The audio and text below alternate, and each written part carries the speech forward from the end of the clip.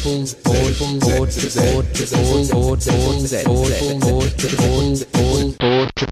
everybody and welcome to another entertaining podcast from 4ZZZ FM.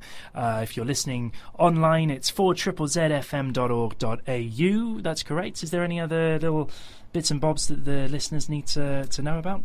Well, they may have already been on the website to get the podcast. Good point. But just to confirm, 4ZZZFM.org.au. there you go. We've just finished the show. I thought that was a good show. It was good fun, wasn't it? Yeah. Sure. So hopefully we can whittle that down into probably about 5 minutes. They're getting shorter, the podcasts, have you noticed? It's concise. There's nothing wrong with that. It's concise, absolutely, you're right. That's what it is. And thank you very much for downloading, and thank you for listening, and thanks for supporting, most importantly, for ZZZFM. Because it's a great little local station, and they do a lot of good things here for the community, and we think that's wonderful. Represent. Absolutely. Thanks, guys. We hope you enjoy the show.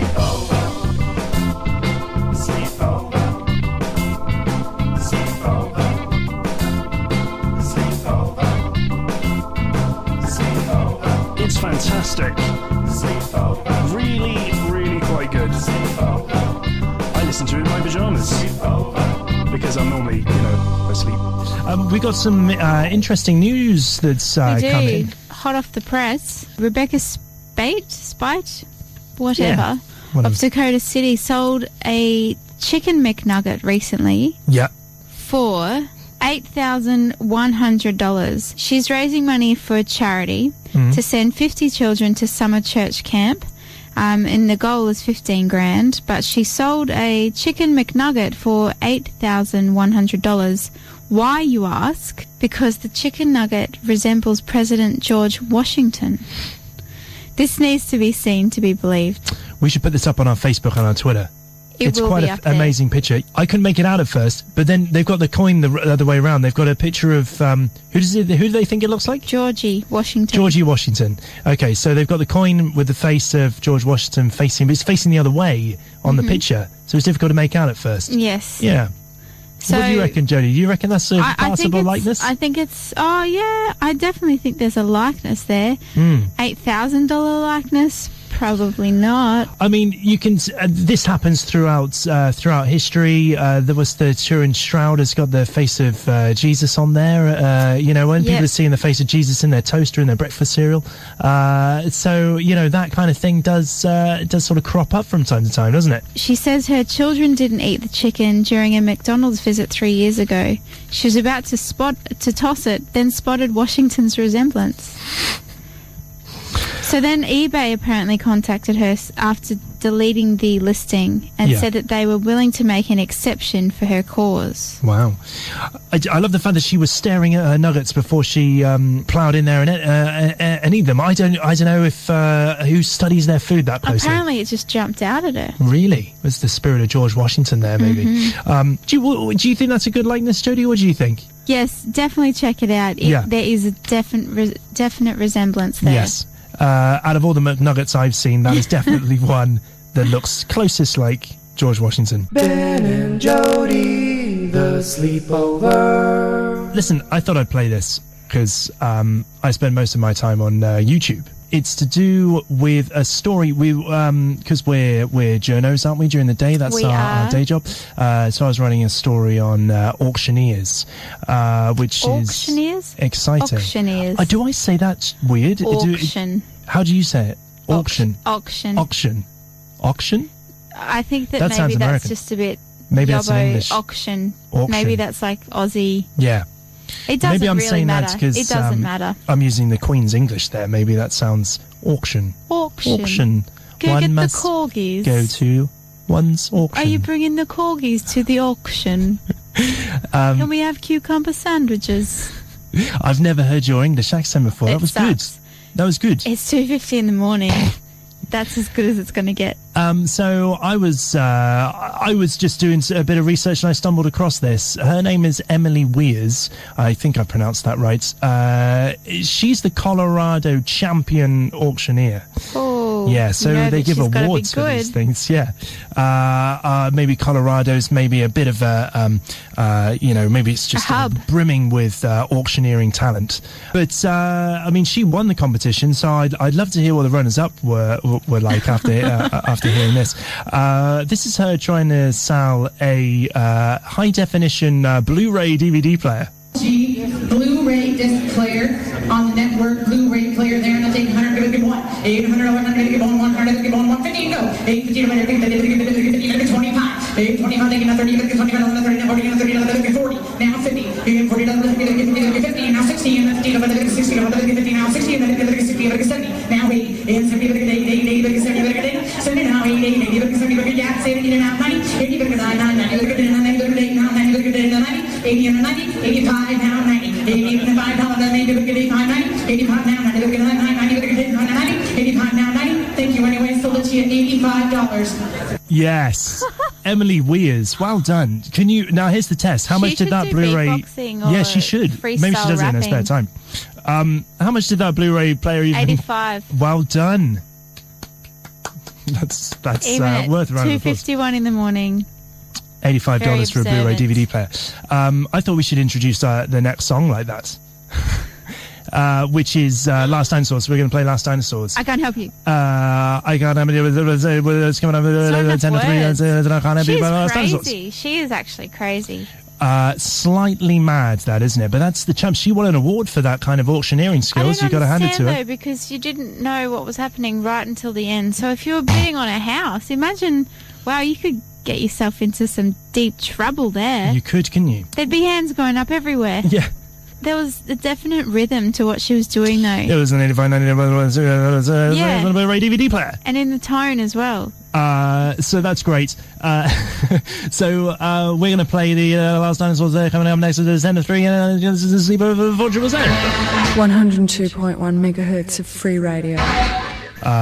We do a slot on this show semi-regularly. We're trying to find the worst film ever made. We got an email in from Jonathan Thorpe in the UK, and he suggested Indiana Jones and the Kingdom of the Crystal Skull, 2008 film. Okay. Long-awaited reboot of the Indiana Jones franchise, teaming together George Lucas, Steven Spielberg, and Harrison Ford. The original three who were responsible for one of the best action movie trilogies that's ever been made. Success, really. You would think so. What happened? Well, have you seen this film? I saw this the other day. Purely on the back of, I hadn't seen it. I didn't see it when it came out. But purely on the back of that email that came through suggesting it's be the worst film ever made. I thought, it's probably not that bad. It's pretty bad. It's pretty bad. It's not horrendous, but it's pretty bad. Have you seen this film, Jodie? No, I haven't. I've seen other Indiana Jones. Yeah. I thought the other ones were amazing. Absolutely. And I think that's the problem, eh? That's the problem. Because, I mean, how can you... Absolutely. And I think when they were making those original films, they were riding on a high anyway. Spielberg was pretty indestructible in the 80s, and he's responsible for some amazing films. So this, I think, sort of came at a time where he probably hadn't had a hit for a while. This Indiana Jones film they've got a much bigger budget for a start. But it was kind of nice the way that those original films sort of put together their special effects in a kind of hokey, man-made sort of fashion. This relies on just like CGI stuff. All the way through, and to the point where the kind of set pieces, it gets a little bit boring. It's a bit boring. Okay. I want to talk to you about the story. Now, anyone who has seen this film obviously will know there's a key element to it which has divided audiences. The key element, I think, that's upset a lot of people is the fact that there's a certain alien subplot involved in it. I don't want to give too much away, but there are certain parts in the movie you're like, is this actually happening? Is this actually happening? The big thing about it, it's not bad. I wouldn't say it's the worst film ever made. Johnny, thanks for the email, but I'm only going to give it, say if we're giving worst movie ratings out of 5, I'm going to give it a 3, I reckon. Okay. Yeah, because it's entertaining for the most part. The most entertaining thing about it I want to talk about is Cate Blanchett. Kate Blanchett's in it, Australia's finest actress. One of the Funniest. one of the best Australian I thought you actresses said going. funniest. One of the funniest, maybe unintentionally, as we're about to find out. Kate Blanchett's great. I don't want to, diss Kate Blanchett here. No. She's a flipping Oscar winner, for God's sake. Deported. I probably would. She plays the bad guy. She plays the villain in this film. She's wearing this sort of quite severe bob haircut. She's wearing this sort of military onesie. I don't know if you saw the film Hannah recently. She put on a sort of Southern American accent for that role. Didn't kind of worked, kind of didn't work. Here, she puts on a Ukrainian accent. She's kind of pulling it off, but then she can kind of like waver in between the Ukrainian voice, and then occasionally it just sleeps over into a normal voice, and yeah, you'll see what I mean. You're not from around here, are you? Where is it you would imagine I am from, Dr. Jones? Well, the way you're sinking your teeth into those W's, I should think maybe Eastern Ukraine. Highest marks. Colonel Dr. Irina Spalko. 3 times I have received Order of Lenin. Also, Medal as Hero of Socialist Labor. And why? Because I know things. I know them before anyone else. Well, that was an experience. Did you see there where she sort of just at the end of that, sort of trailed off a little bit, didn't it? She was like, yes, because I know things. It was a little bit dodgy.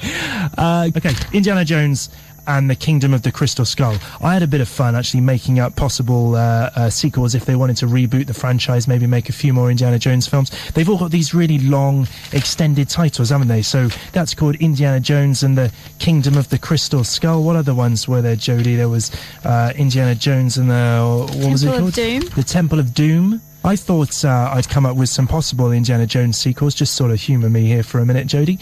I've got a lot of time on my hands. I've got a lot of time on my hands. Pitch it to Spielberg. So Spielberg, if you're listening, here's some possible things. If you wanted to sort of, reboot the franchise, maybe make a 5th one in the trilogy. This is an idea. How about Indiana Jones and the archiving of Iron Age coins circa 400 AD? Wow. Indiana Jones, obviously, his character, he's a part-time school teacher and adventurer, and obviously he's an archaeologist. So I thought this could be the thrilling sequel where Indy comes out of retirement after discovering some Iron Age coinage in his back garden with a metal detector. Wow, okay. The coins, the coins could later be revealed to be forgeries. So, a little twist it's there. Indiana Jones and the Surgical Elixir of Youth. Okay. This is after a vain attempt to revert the aging process, because he does look good, doesn't he, Harrison Ford? I think he's 112 years old, is he? No. So after a vain attempt to revert the aging process, Indy is mistaken for Justin Bieber and forced to perform a concert for a Russian oligarch. How long can Indy remain undercover before the elixir of youth subsides, revealing his true identity? Wow. Thanks for humouring me here, Jodie. I've got one more for you. Indiana Jones and the Fortress of the Flying Toddlers. Okay. Indy visits his grandchildren at his daughter's 30th birthday party and ends up having to defend himself against the physical and verbal onslaught of 2 hyperactive 6-year-old twins who have just bought SingStar for the Xbox. So that's good fun. You should do that. Come up with possible Indiana Jones titles and then just sort of make up a story to go around it. Let's have a little intermission. And dance. Check it. Nice.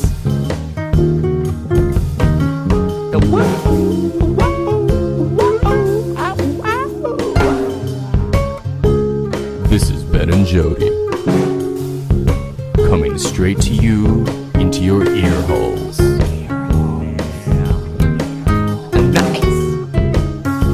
For ZZZ, the sleepover. I thought I'd just follow up with this story. We were just talking about chicken McNuggets. So I thought another fast food related story here. Ice cream is as addictive as some illegal drugs. This is a new survey. You're looking at me like that's Well, I've never common had knowledge. illegal drugs. This, apparently, researchers concluded that cravings for the dessert, ice cream, specifically ice cream, was similar to those experienced by drug addicts, the cravings for ice cream. I should say here, in their study was conducted with the participation of 151 teenagers aged between 14 and 16, and they were fed real chocolate milkshakes made with Haagen-Dazs ice cream. Wow. I mean, that's interesting, though, isn't it? Their study published online. You can read about this in the American Journal of Clinical Nutrition, which I'm sure everyone's logging onto right now. Yep. It appears to add weight to previous studies that people can be left feeling addicted to some foods. Now, I've got a theory here. I had a McDonald's the other day. I'm not proud of it. But, you know, I go to meetings now, so it's fine. So I had one of their burgers there on the drive-thru. It's so tempting. The lights are just there and you're kind of hungry, but, you know, I don't really want to stop in. But, yeah, okay, we will. So I grabbed a burger.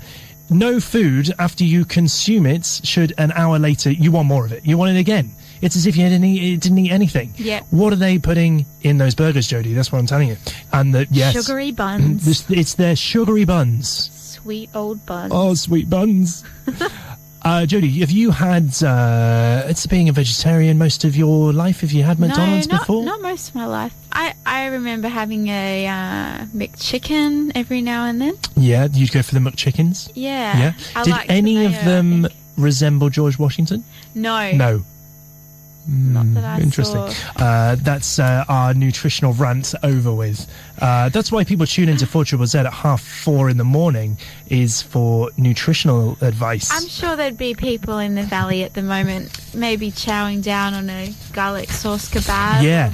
Think about what you're doing to yourself. In the valley. Come on, be careful, guys. It's not just the binge drinking. No, it's the binge eating. It may all come up later anyway. Don't sweat it. You are listening to the Sleepover. 4ZZZ. Hello. FM. Hello. Hi. Ooh. I was just outside having a cigarette, and a team of joggers ran past. No way. Yeah, what's the flipping time? 4:45? It is exactly 4:45, actually. Exactly 4:45. Exactly. You got to admire that kind of dedication. Wow. I wonder if they've got their little digital radio streaming. Let's hope so, us. hey? Yeah. But there was probably about 10 of them just legging it past the Really? studio. Any yoggers who are out there, maybe you're listening to this through your earphones. What are you doing, you mentalist? You should be in bed. It's the weekend. It's 4:45. Relax. Relax a little, man. Hot Radio 4ZZZ FM. Great show, Jodie.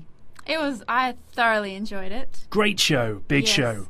Big show, guys. Big show. Big show. That's what Ben does before a lot of the shows. It's part of our sort of warm-ups. Big show. Big show. Big show. I sort of I run around the office upstairs. This is part of all part of the warm-up routine. And I take my shirt off and then I jump in the air and go, big show. Don't know about that. I made all of that up. Thanks, guys. Thanks for listening. If you've made it this far, that's great. I'm convinced, actually, that most people, they hear our sort of annoying intro and then they just sort of go, they just turn it off. We need to thank Sasha. That's what we needed to say. Sasha Baronoff is an absolute wizard on the old Pro Tools malarkey. A lot of the jingles that you hear, probably during this podcast, have been produced by him or had some sort of influence by him. Sasha, you're a legend. Thank you so much. And isn't he a talented guy? He's fantastic, isn't he? Yes. And he's a loyal listener to the show as well. So that's great. Thanks for all your support. Thanks for listening. Thanks for downloading. 4ZZZFM.org.au. Any more business that we need to attend to, do you think? Not that I can think of. We should probably say the sleepover at 4ZZZ. FM.org.au. That's our email address. Also, you can follow us on Twitter and on Facebook. Thanks, guys. We love you. We love you. Goodbye.